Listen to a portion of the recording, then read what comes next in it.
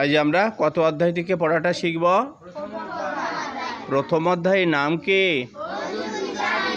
এখান থেকে আমরা কত নাম্বার শ্লোকটা শিখব? 2 নাম্বার শ্লোক। 2 নাম্বার শ্লোক কে বলেছেন? সঞ্জয় বলেছেন। আমরা শব্দগুলো জেনে নিই। দৃষ্টা তু পাণ্ডবানিকম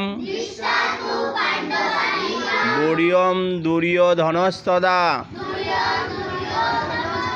আচার্যম উপসঙ্গম রাজা বচনম অব্রবীত। দৃষ্টা তু পাণ্ডবানিকম বুড়ম দুর্যোধনস্তদা আচার্যম উপসঙ্গম রাজা বচনম অব্রবীত। আমরা এখন অনুষ্টাপ ছন্দে পাঠটা করব। দৃষ্টা তু পাণ্ডবানিকম বুড়ম দুর্যোধনস্তদা আচার্যম উপসঙ্গম রাজা বচনম অব্রবীত।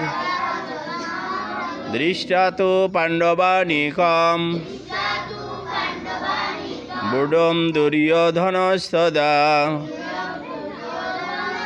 আচার্যম উপসঙ্গম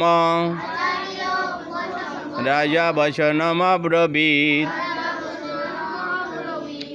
সঞ্জয় বললেন, হে রাজন, তখন রাজা দুর্যোধন বহু আকারে সজ্জিত পাণ্ডব সৈন্যগণকে